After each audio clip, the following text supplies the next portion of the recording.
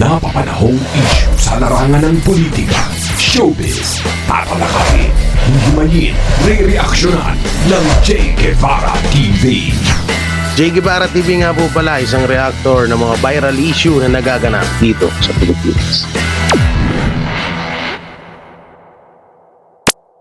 So eto na nga, pag-usapan po natin. May isa may isa na naman pong tanga.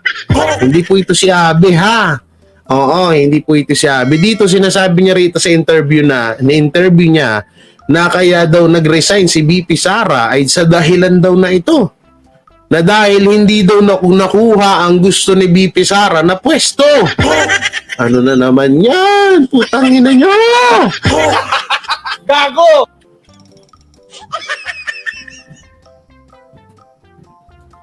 Jay, bati na daw kayo ni Abe. Putang ina niya ka mo. Gago! Sama mo, Jay. Nakipagbati na nga sa'yo, minura mo pa. Sorry na. Pe, abutan yan. So, dito nga, Antipolo naman tayo, Jay. Kaya nga, magkita-kita tayo dyan sa Antipolo. Oo, at supportahan natin ng Maisog Rally. Huwag nating siraan. Sa halip ay suportahan, no? Dahil yan ang boses ng taong bayan. So, eto na nga, di ko alam kung nag-resign na lahat-lahat si BP Sara sa sa pagiging DepEd Secretary. Tapos ngayon, may nasasabi na naman kayo. Anak ng teteng, saan ba lulugar si BP Sara? Carla JG, mega love shoutout. Ang ganda ni Carla JG, may pangalan ko pa sa dulo. Oo. Okay, mamaya na tayo mag-shoutout, ha? Oo. Ang gusto nyo magbitaw si BP Sara sa pagiging DepEd Secretary. Ngayon, ginawa na ni BP Sara, putay na kung ano na naman pinagsasabi nyo. Tapos hihilingin nyo sa amin na maging mabait ako ngayon. Kung ano na pinagsasabi nyo walang kwento na walang wenta. Ha? Ang baho ng bunganga mo. Okay, dahil mabaho bunganga ko, condolence. Gago! Ha? Umalis na eh. Ano pa ba gusto nyo? Hoy, maraming salamat po, Ma'am Cariton. Ma'am or Sir Cariton. Yan, thank you. Ano pa ba gusto nyo eh? Putay na eh. Ang gusto nyo, umalis. So, yan, umalis na yung tao. So, itos ngayon, kung ano pinagsasabi nyo? Anak ng place kayo na 13 ang asawa. Gago! Nung nandyan yung isa, sabi nyo, resign, baby sir. Diba nag-welga pa nga kayo? Nag-rally pa kayo na ilan kayo? 68? Gago! Tapos kinulimbat daw di umano ni Mema Kalipa yung pera para doon na ipamimigay sa mga tao.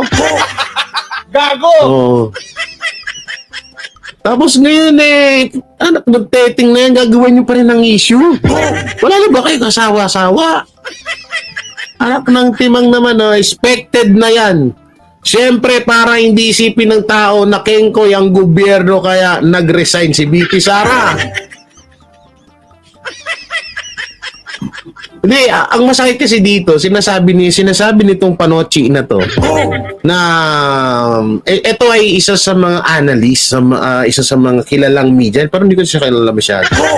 Political analyst, expert political analyst Panochi. Gago! No? So, ito yung sinabi niya. Mas maganda siguro kung panoorin na natin. So, ayan siya. Gago! The 2.0 fake news, Mike Abe to. Gago! Ha? Ito ang pangalawa kay Mike Abe. Natatandaan niyo yung mukha na yan? Ayan po ang nag-fake news kay Banat Bay. Na di umano si Pastor Apollo Kibuloy ay nasa ibang bansa na.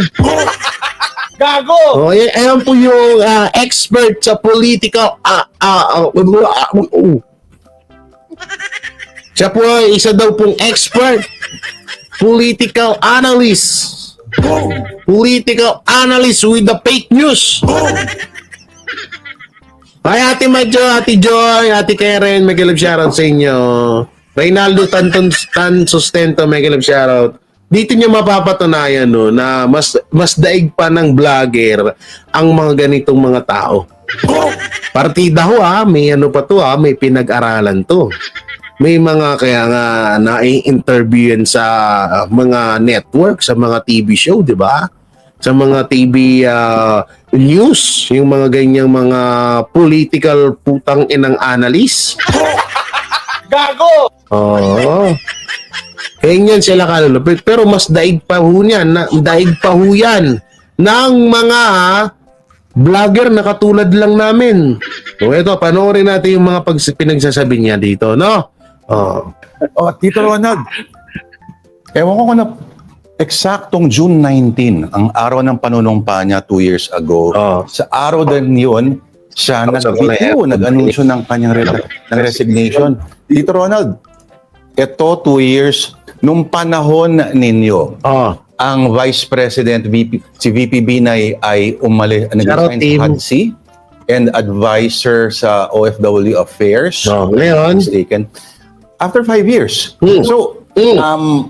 at yung kay VP Binay ay inanunsyo yon shortly after, hours after inanunsyo ng Pulse Asia na siya ang most trusted government member. oh. So, ang 5 years na may timing na ganun paglabas versus ito, anibersaryo ng kanyang panunumpa as VP, Oh. ay pwede mo bang i-compare halimbawa ang galawan ng dalawang ito? Well, itong kay VP Sara, long overdue eh. Tingnan nyo kung gaano sila magbigay ng kulay dito. Kung paano sila maglagay ng issue or paano sila maglagay ng isusumbat or gagawing pananabutahe kay BP Sara. Gago! Tingnan nyo yung kalokohan nitong mga to, no? Unang-una, ang layo-layo po nung katulad ho nung kay BP, former Vice President Binay. No, kasi si Binay nag-resign siya after 5 years eh. Hindi pala. No, bali nung nakaupo na, bali 5 years siya sa pagiging Vice President, nag-resign siya. So ano daw ang pagiging halintulad ni BP former Vice President Binay sa pagbibitiw niya at dito sa pagbibitiw or pag-resign ni BP Sara. Sabi ko, puta na, ang layo na nun ang layo ng analysis nyo, mga puta. Hindi ako lang magmura eh. Mahirap na pag magmura ka, sabihin ka wala kang modo. Gago! No? Ma'am Arabella, mag-lang shoutout, Lapiang Malaya. Oo. Ba't nagtatago ka ba? Ay, joke lang. Okay, play. Kanyang salita niya mismo, noong June 12 anniversary, di ba, sabi niya, yung unit team Sa mukha no? Parang ginuhit eh. ceased to exist after the election. Mhm. After the election pa lang sa kanya na lang galing yan. Mhm. Yung kay BP Binay naman, nag-resign siya after 5 years dahil mukhang yung kanyang suspetsa, yung mga investigasyon sa kanya sa Senado, kung maalala mo, Mamaya. mahaba yung investigasyon na yun, no? Dami nun. Dun sa kanyang mga properties Yes. na wala sa kanyang salin, Mhm. yung investigasyon sa environment. Yung sinasabi niya ho rito, paalala lang po kay si BP, si former Vice President Binay po yun hindi po si BP Sara Environmental or green building ng kanyang anak na mayor sa Makati, etc. Mhm. So nakita niya na medyo tinutulig sana siya ng gobyerno kaya minabuti na niyang umalis after 5 years. Mhm. Ito, after 2 years, nag-resign siya at ano bang kahalagahan ng 19, Lord? Birthday lang Birthday naman ni ni Jose Rizal, Rizal. So, Di ba Birthday ni birthday ni Rizal. Rizal? Oo. Birthday ba yan? Yes. Oh, yan. So, hindi lang dahil sa kanyang panunumpa 2 years ago. Kung hindi baka gusto niyang idikit sa birthday ni Rizal. Hindi ko lang sigurado kung alam niya yung date. ano daw? Gusto daw idikit ni VP Sara sa birthday ni Rizal ang pag-alis or pag-resign niya sa bilang DepEd Secretary. So anong kulit nun? kahit naman na sumabay sa birthday ni Rizal ang pag-resign ni BP Sara, anong connect nun?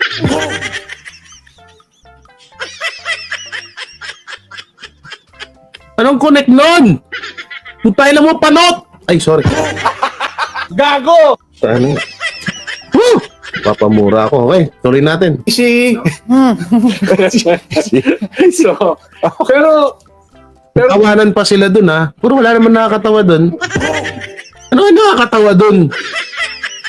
oh, Lord, marami kasing, in a way, very honest yung statement ng June 12. Mm.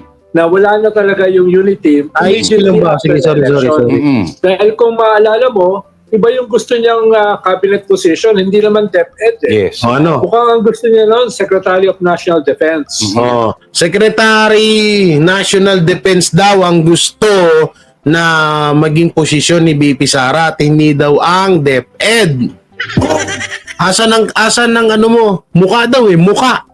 No? Iba kasi yung words na di umano sa mukha. Yung mukha kasi parang malapit na yun sa malapit na yun sa pinatotohanan mo talaga Pinatotohanan mo na gusto nga nung isang tao yung ganung bagay na yun. O, di ba? Tanga-tanga? Ito po yung binasag, no? Ito po yung reaction na nung nakaraan ni Banat Bay, etong lalaking to. Pero hindi itong video na to, ha. Etong lalaking to, doon sa interview po nila sa attorney ni Pastor Apollo Kibuloy. So, ito po ay isa sa mga nagmukhang tanga din ho doon, no? Yan. So, ngayon, dito naman, sinasabi niya na kaya daw umalis. Ang unang bintang nila is walang respeto si BP Sara sa araw ng kalayaan. Araw ba ng kalayaan yung birthday ni Rizal? Ano ba yun? Hindi ko natatandaan. No, wala daw siyang parang walang respeto doon. So binibigyan nga nila talaga ng kulay. Tapos ngayon naman, kaya daw umalis si BP Sara is hindi naman daw kasi talaga DepEd Secretary ang gustong posisyon ni BP Sara, kung hindi yung yung sinabi niya. In a way, very honest yung statement ng June 12. Mm. Na wala na talaga yung unity, idikit sa birthday ni Rizal. Hindi ko lang sigurado. Oh, Lord, marami kasing, in a way, very honest yung statement ng June 12. Mm. Na wala na talaga yung unity immediately after the election. Mm. Dahil kung maalala mo, iba yung gusto niyang cabinet position, hindi naman DepEd. Yes. Oo. Mukhang ang gusto niya noon, Secretary of National Defense. So, Secretary of National Defense daw ang gusto ni BP Sarang posisyon at hindi daw ang DepEd Secretary, ang pagiging DepEd Secretary. So ngayon, tanungin natin tong, ano ba pangalan tong ogag na to? Uncle, ano to? Ano yung tinawag ni Lord sa kanya? Uncle Sam, ano? Ano daw? Uncle, Uncle Randolph? Randolph ba? Sir, kung sino ka man, hindi ka namin talaga kilala eh. Kung sino ka man po, no, sana wag kang tumulad do kay Mike Abe. Wag kang tumulad kay Mike Abe na magsasalita ka ng isang bagay na wala ka naman pinapakitang ebidensya. Gago! Anak ng teteng naman, no. Mike Abe, tignan mo, oh. Sa pagkakalat mo sa social media na may nahawa ka na. Nahawa mo na yung lolo mo. Gago! Diba? Yung lolo mo, Mike Abe, nahawa na sa ka-fake news, ano? Gago! Mukha daw mukha. Ang ibig kasi ng mukha talaga para sa akin, yung salitang mukha, mukhang yun ang gusto. Parang ano na yun sa 100%, 80% na yun na tinutumbok mo talaga na yun ang gusto ni BP Sara. Kesyo naman dun sa di umano. Kasi pag di umano, yun talaga, wala talagang kasiguraduhan talaga yun. Kaso dito, dinidiin niya talaga Okay, tuloy natin. At yung kanyang mentor, si Gloria Macapagal-Arroyo, ang gusto ay maging speaker. Ngayon, So yung mentor niya, at saka ngayon, kasalanan ni BP Sara yung pag-asam ni Arroyo na maging House Speaker. House Speaker, Kasalanan pa rin ni BP Sara 'yon. siya, immediately after the election, mukhang hindi nakuha yung gusto. Ngayon, Kaya may sama na ng loob sila noon. At may sama na daw sila ng loob noon. Gago! Asan yung patunay mo, sir? Anong pangalan nito? Ronald Lamas. Puta na. Apelido pa lang, ang sagwana. Gago! Katibang kilikili ko tuloy sa'yo, hype ka. Anak ng teteng tong mga... Tapos, tawang-tawa ako dito sa TV5, sa 1PH, sa iba't ibang ano na. Ini-interview nila yung mga ganitong kaboplaks ng mga analyst no? No? Ang lupit din ng mga network, no? Okay, tuloy. a few months later, nung natanggal si former President Arroyo as Deputy Speaker, Senior Deputy Speaker, ay doon nangyari yung tambaluslos moment. Tinawag ng tambaluslos si Speaker Martin Romualdez. Tama naman eh. Yes. Anong gusto mo doon? Prime Minister agad. Anong gusto mo itawag doon? For future Prime Minister, ganon. Ang itawag kay ano? Ang itawag kay tawag dito kay Tambi. Bali-bali ito ha. Ito pala mamaya may chismis ako sa inyo ha. About dun sa bayarang mga vlogger ha. Oo, binasagap akong balita. Ay nako, chismis. Gago! Dito muna tayo ha, dito muna. So yan yung first few months after the election, Yes. kita natin na Pinglawan hindi talaga lang ito. crimes, medyo malalim na Fault. nabiyakan na Oo. yung nangyari. Oo. At after niyan, sumunod naman yung confidential at saka intelligence funds na wala sa kanya in the hundreds of millions. Kaya noong mga panahon na yan ay talagang matindi na yung bakbakan. Yung bakbakan na yan. At sumama na pati yung kanyang tatay sa Rambol. Oh. At last year ay nagsimula na yung mga threats ng tatay sa kanyang boss. Si Okay eto i-explain ko po sa inyo para lubos po kayong maliwanagan dito sa pinagsasabi nitong ni Panochi. Ganito kasi yun, no? Sorry po dyan sa mga medyo may ukab-ukab na rin. Ako darating na rin ako dyan sa pagiging ganyan, pero siguro ang maisusure ko lang hindi ako kasing tanga niya. Gago! So ito, no? Ang sinasabi niya rito is kaya daw nagre-rebelde or kaya daw tinutuligsa or kinakalaban. Sa tutusin, hindi naman talaga kinakalaban ni Tatay Digong ang si Marcos no? Hindi naman talaga Kaya daw nagre-rebelde, sabi niya, mismo sa bunganga niya nagaling yun. Etong si Tatay Digong or si former President Rodrigo Duterte ay dahil daw po doon sa confidential fund na tinanggal or inalis kay BP Sara. Dahil po daw doon. Ito po yung mga analyst, mga political analyst na hindi marunong or kasi kaya ang pagkakaalam ko po kasi sa isang political analyst, hindi yan one-sided. No, hindi one-sided yan. Yan po ay neutral. No, kasi kaya nga tinawag kang political analyst. Ano ba si Duterte? Ano ba si Marcos? Ang nangyayari kasi dito, parang si Duterte lang ng si Duterte yung nasa political industry. Nasa political world, no? Ang nangyayari ho dito sa mga katulad ho nito na mga political analyst kuno. No? Ngayon, ang kadalasan nun na lumalabas sa mga bunganga nito is one-sided to attack. Nag-i-English na tuloy ako. To one-sided po na pag-atake laban sa mga Duterte. No? Sa totoo po, napakalayo po ng pag-aanalisa niya. Kasi hindi po kung totoo man na nagre-rebelde si former President Rodrigo Duterte, ay hindi po dahil doon sa confidential fund na yan. Kung hindi dahil gusto pong pakialaman ni BBM yung konstitusyon. Kaya naglabas ng saloobin etong si Duterte. The ex-president Rodrigo Duterte or Pangulong Rodrigo Duterte. Tingnan mo ang layo nung issue na to. About nasa title nyo, BP Sara quits Marcos cabinet. What now? Oh, what now daw? Yan ang title, no? Yan ang nasa baba nila. Oh, eto, Sara resignation from PBBM cabinet. Long overdue. Analyst. Oh. Tayo na alayo eh. Ang ginagawa nila is pinupukaw po nila yung tao na, uy, alam mo ba? Ito, idadaan na lang natin sa generic na usapan, no?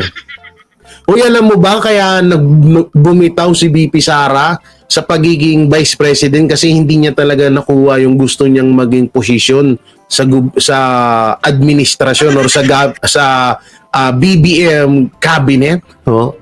Yun yung ibig niya sabihin dito nitong si Panocchi. Gustong-gusto niya rito na itanim ng mga tao na kaya umalis si BP Sara sa administrasyong Marcos dahil hindi nakuha ni BP Sara ang gusto niya na maging posisyon sa ating gobyerno. Putang ina, eto pa ayoko na talaga magmura eh. Gago! Ayoko na talaga magmura, promise talaga. Hindi, alam nyo, nahiya na rin ako sa inyo. Ayoko na rin talaga magmura kasi baka mamaya nanonood kayo sa TV, may mga bata, di ba, naririnig nila. Kaya, pasensya na, pero nakakamura ka naman kasi. Di ba? Nakakamura naman kasi. Isipin nyo maigi kung ayaw ni BP Sara ng kanyang posisyon na ibinigay sa kanya ni BBM, bakit laging top rating siya? Bakit laging ang taas ng ratings niya? Bakit laging mataas ang tiwala ng tao sa kanya? Bakit siya yung nangunguna lagi? Siya ang pinaka sa history ng buong Pilipinas, kung hindi ako nagkakamali sa history po ng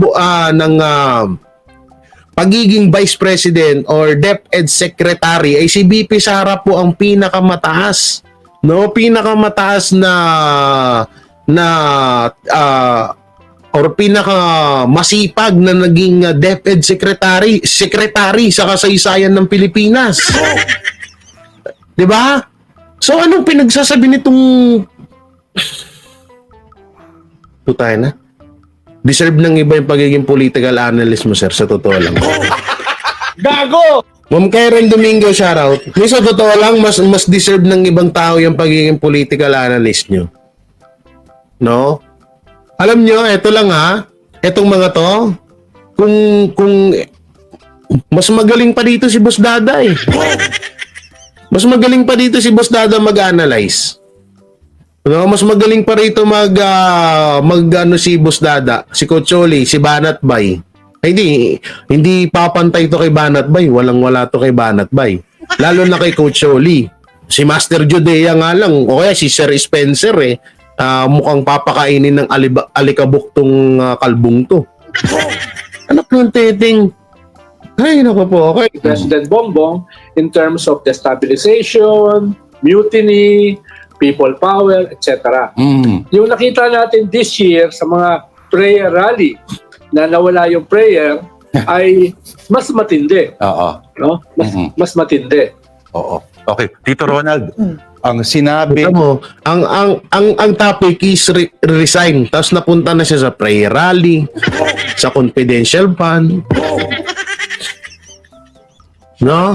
Ang tanong sa kanya is, ano po ba ang pagiging ugnayan nito or pagiging halintulad ng katulad ng pag-resign ni former Vice President Binay noon at yung pag-resign ni BP Sara ngayon? Ano po ang pinagkahalintulad? Yun ang tanong. Napunta na siya sa confidential fund, napunta na siya sa dahilan bakit napunta na siya sa Maisog Rally, sa prayer peace rally daw na wala naman daw prayer. Baka hindi mo pinapakinggan yung dasal doon kaya hindi mo alam. O sadyang hindi ka nagdadasal kaya hindi mo talaga alam. Gago! Ang hirap sa mga utak ng dilawan, no? Akala mo, tipong piling na matatalino pero tanga talaga. Gago! No? Yung tipong ang feeling nila sa kanila, ang tatalino nila, pero tanga talaga sila. Aminin mo na kasi, Panocchi, na galit ka na lang. galit ka lang sa mga Duterte. Dami mong kuda. Yun! Di ba? Hindi totoo na. Ito, hinahamon kita panoche. Ito na naman tayo sa hamon. Gago! Sabihin mo na lang kasi, wala ka bang yagbuls? Na para yung tanda mong yan, wala ka bang bayag? Yung tanda mong yan pwede mo naman sabihin na ito kaya ako to sinasabi dahil galit po ako sa mga Duterte dahil ayoko po sa kanila. Napakadali. Mas magigets pa po ng tao yun. Kaysa dyan sa anak ng teteng na patut-patutsada mo, na pinaikot-ikot mo yung kwento, na wala naman dun sa tinatanong sa'yo. Anak ng teteng. Anak ng bakulaw ka, oo. Alayo ng tanong napunta na sa Maisog Rally. Yan ang hirap sa inyo, nilalagyan nyo ng kulay yung bawat interview sa inyo Tapos kapag nabanatan kayo, iyak-iyak kayo. Gago! Magiging kayo. Gago! Magmamala Mike Abby kayo na balak na iiyak tapos magbibintang na scammer. Tayo na kapag nilabas ko nga dito yung sa kanya, mas magmumukha talaga siyang scammer.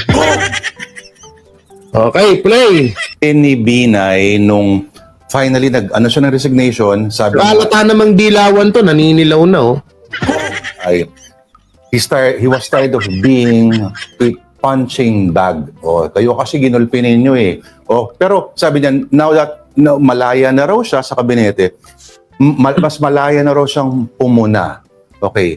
Sa kaso naman ni VP Sara, pero sabi niya, sabi niya ay he was tired of being ang sinabi ni Binay nung finally siya ng resignation, sabi niya ay he was tired of being a punching bag.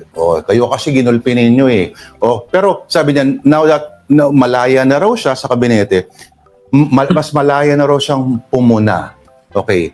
Sa kaso naman ni VP Sara, ang discussion niyo kahapon, medyo pa siya, disimulado at ang wordings ng kanyang resume. Nautal-utal ka na, Lord. Yan kasi, puro ka pa kulay. Utal-utal ka na, Lord. Saka ka, mo, ibigay mo, Binay, sa punta kay VP Sara. Diba?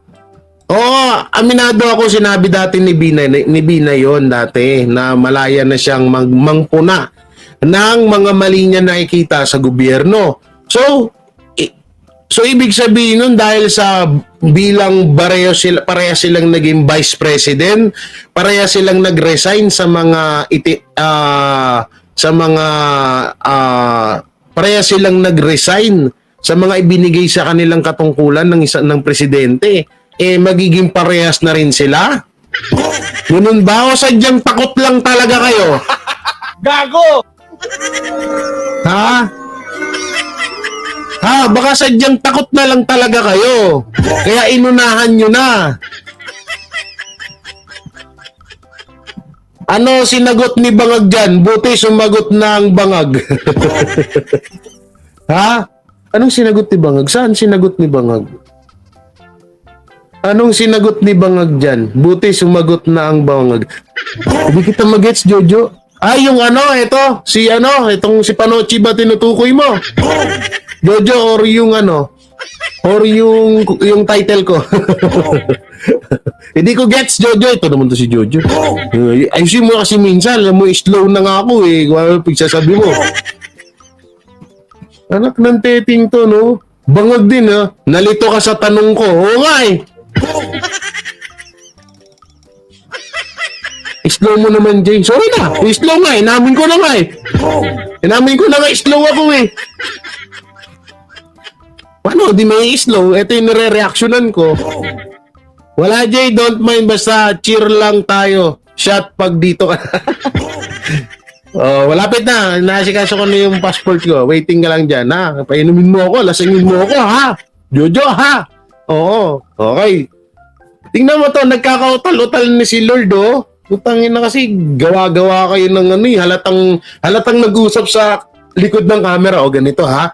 Siyempre, magpapansin tayo kay BBM. Magpapansin tayo kay BBM para maligtas ang ating prangkesa. O ngayon na ganito, si Binay, ididikit natin kay BP Sara. Sa issue ni BP Sara na sa pag-resign, kasi pares naman silang mga vice president noon, lalong-lalo na si Binay noon, na nagbitiw sa kanilang pwesto na iniligay sa kanila ng presidente, no? So, ang pinaka-point dito, alayo po, no, kasi sinasabi dito, na sinabi ni Binay daw noon, na itong si Binay nagsalita na, okay, wala na ako sa gabinete. So, ibig sabihin, malaya na akong mangtuna ng mga nakikita kong pagkakamali na ginagawa ng ating gobyerno. So, ang pinapalabas nila dito is ganun din daw ata ang gagawin ni BP Sara. So, kung ganun man ang gagawin ni BP Sara, ibig sabihin, takot kayo. Gago!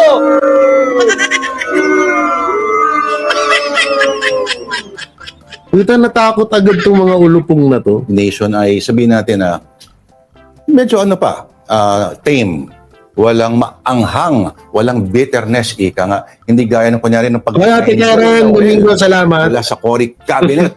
Oo. Yes. Yung pag-resign ni Vice President Binay, dahil yan doon nga inuulit ko doon sa Senate hearings Mhm. sa mga anomalya daw sa kanyang mga pag-aari na dapat nakalagay sana sa SALN. Mhm. Pero yung nag-imbestiga sa kanya, wala rong membro ng ruling party, ng Liberal Party. Ang kulit nilang magano, no? Ang kulit nilang magkumpara. Yung tipong gusto nilang gayahin yung ginagawa ni Jojo de Guzman na pag-a-analyze, nagmukha silang tanga. Ito na pati ba naman yung issue ni Binay, dinidikit kay BP Sara, ano yun? Nung klaseng kagaguhan yun. Same din dito, Hong Kong, para yung boss ko, mainit malamig ang ulo. Ay, naku po. Yang mga, yan ang mga nag-a-analyze na mga bangag. Hindi, okay naman sana mag-analyze kasi pag nag-analyze ka, lalo't isa kang political journalist or political analyst, dapat hindi ka one-sided. Dapat neutral ka dyan. Lahat yan, pati yung sa tungkol kay BBM. Hindi kaya, di ba? Pwede mo sabihin dyan na hindi kaya. Kaya umalis si BP Sara dahil bulok ang gobyerno. Gago! Dahil bulok ang gabinete ni Marcos. Gago! Di ba? Ganun kasimple yun talaga, neutral kasi sinilip mo yung side nung kabila, sinilip mo rin yung side nung kabila. So, ibig sabihin, neutral ka. Nasa gitna kanila. Benjo Arnoco, shoutout sa'yo. Di ba? Kaso dito, anak ng teting Puro na lang kay BP Sara, pati yung kay Binay, dinikit. Anak ng tina pa naman kayo. Party at that time. Mhm. Dalawa ron ay membro ng Nacionalista. Mhm. Si Senator Trillanes at si Yes. Senator Alan Peter. Yes. Tapos yung isa, si Coco Pimentel, ay member ng PDP Laban. Mhm. No? So, pero ang siguro sama ng loob ni BP Binay ay dahil yung inaasahang makakalaban niya sa eleksyon ay si Mar Rojas na miyembro ng Liberal Party. So, ang tingin niya ay baka merong hidden hand si Mar Rojas dun sa mga nag-imbestiga sa kanya sa Senado Mhm. na hindi miyembro ng Liberal Party. Na- Sabagay, may point ko. Edwin Gabs, no? Kapag ginawa pala nila kay Marcos yun, tanggal prangkisa nila, no? Oo. Di ba? Ang galing, no?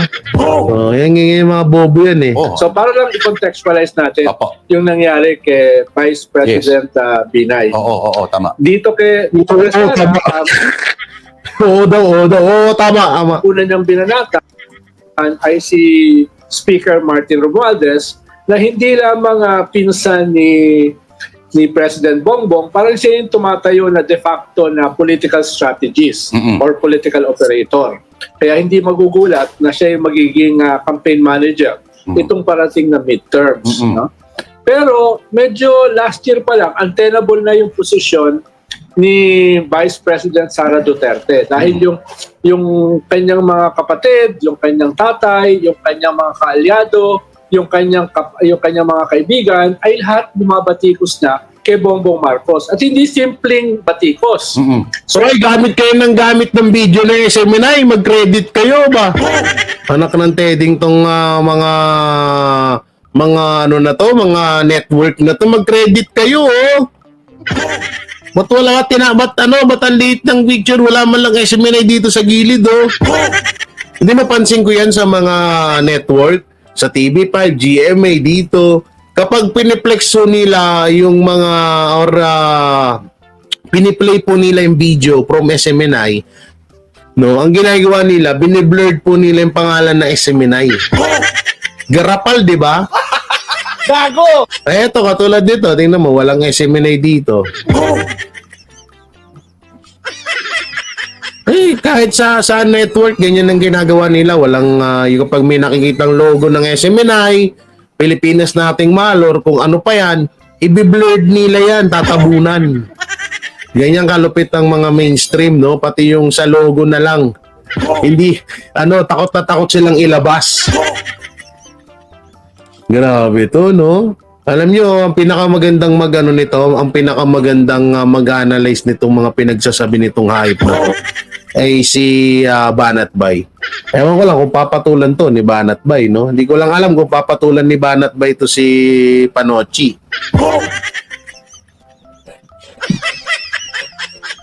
Ito yung naglabas ng picture ni Banat Bay tsaka ni Pastor Apollo Kibuloy na nasa ibang bansa na. Kakapost lang nila Banat Bay na nasa Davao sila noon, tapos si Pastor nasa ibang bansa na daw.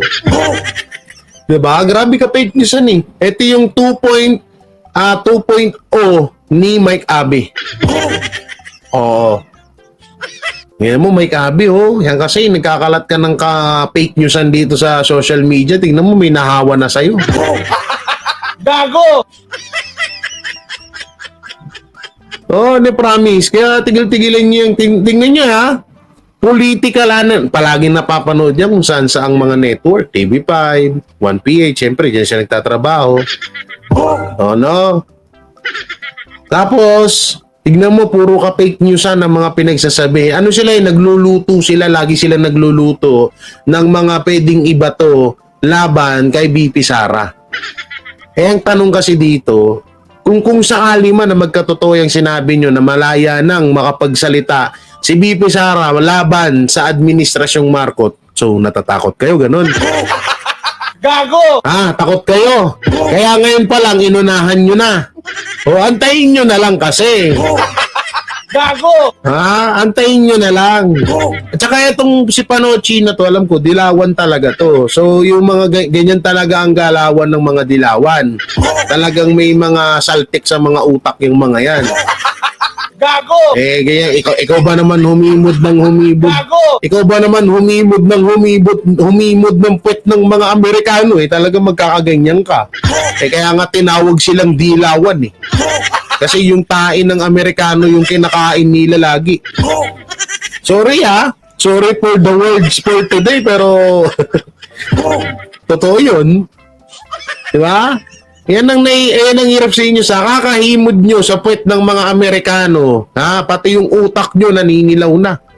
Terno na sa kulay nyo. Tingnan mo yung kulay ni hindi naman sa panglalait. Tingnan mo yung kulay ni Tatang. Kahit saan ka mapunta, ganyang kulay niyan eh. Naninilaw na eh. Parang parang sino ba to? Si Bonjing. Si Bonjing ba yun o Moying? Yung best friend yung galit na galit kay Banat Bay sa Banateros. Sino ba yun? Si Regan? Si Raymond Almasan, Nalimutan ko yun, yun, naninilaw. Tignan mo ito, dilaw na rin, Puta na, puro kayo himod sa puwet ng Amerikano, nangyayari sa inyo. Yan ang hirap sa inyo, kakahimod nyo. Tigil-tigilan nyo kasi yung kakahimod nyo, oy! Nagmunteting kayo.